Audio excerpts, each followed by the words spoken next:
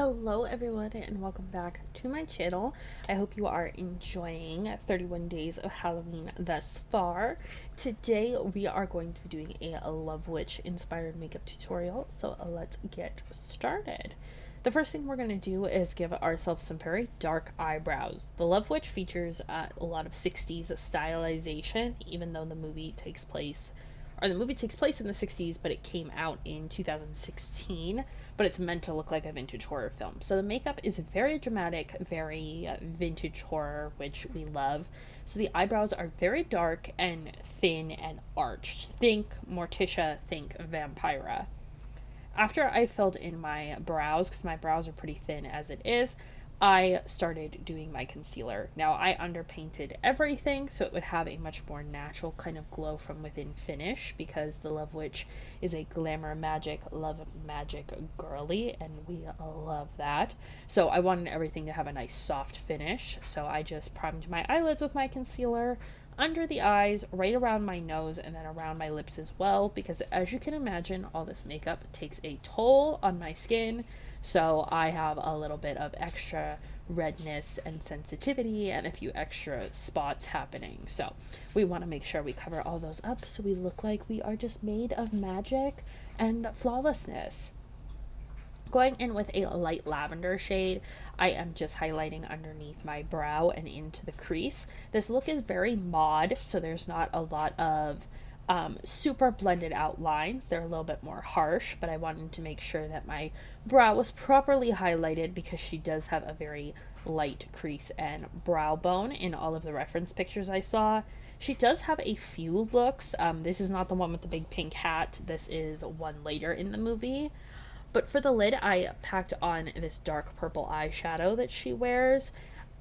Purple is a color associated with like witchcraft and like psychic workings, so I really wanted to make sure I got the same deep purple that she has on in the photos I used. I really wanted to have the like bloody knife, but YouTube does not like when you put that stuff on screen, so just pretend that it's there.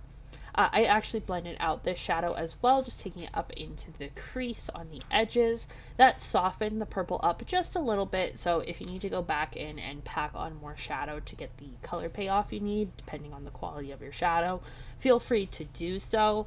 I didn't have to because this is a sugar pill shadow, so it's a little bit more expensive and a little bit more pigmented. For the eyeliner, I did a very big, very sharp 60s wing. That is a big defining part of her look. She always has a really good eyeliner, which who can't appreciate that?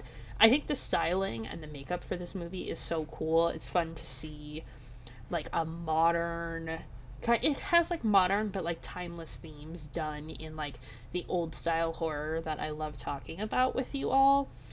So the Love Witch is a very kind of, it's campy, it's fun, it's more about the style and the costumes, and kind of it's very much like that good for her like horror movie. So now I am going in and curling my eyelashes.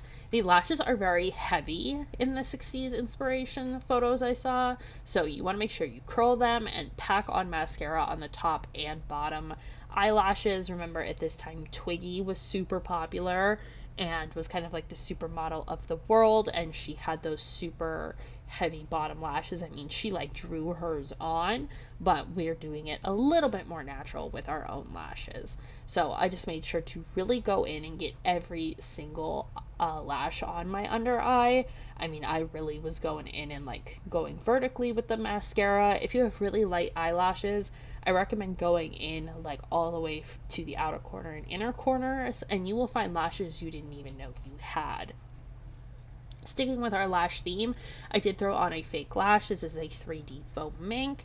You could definitely do individuals and make them a little bit more natural looking, but this was the heaviest and closest lash to her eye shape that I had.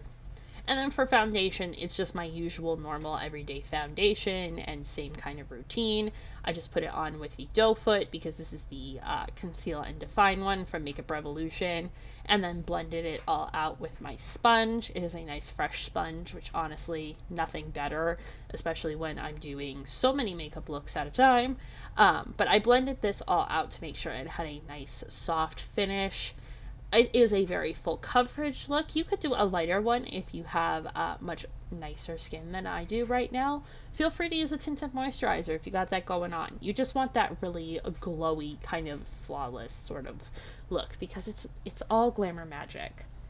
Now for under the eyes, I am going in with my white liquid eyeliner. I recommend a pencil, but I didn't have one, so I just went in very carefully with my liquid and did this on my waterline. This is going to make our eyes appear bigger, and she has a very defined waterline and under eye area in the movie, so you definitely want to make sure you go in and make this very stark white.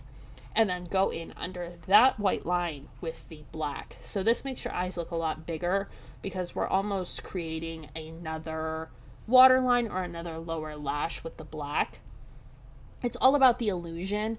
So I went in with my pencil, make sure it's very sharpened and be very careful, and just drew it in and then took my finger to lightly kind of blend it out so it wasn't too harsh. This isn't something you're going to want to really blend and diffuse because it is that mod sort of look. So just keep it very stark, but keep it very neat. Now for contour, I went in with ye old classic, suck in the cheeks and blend out those hollows because my features are not as sharp as hers, and I wanted to get as close as I could to her look. So I really blended out my cheekbones, really getting in kind of down my chin, just to give me those much sharper features, because I won't spoil the end of the movie, but it makes sense that she's so angular once you see the end of the movie.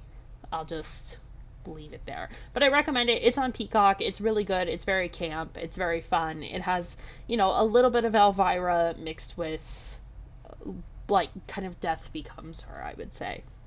So then we're going in with a very, very pink blush. I packed this on my cheeks going up and back to continue the sort of angular look and feel that we had going on. And I did not specifically add highlighter, but you totally could.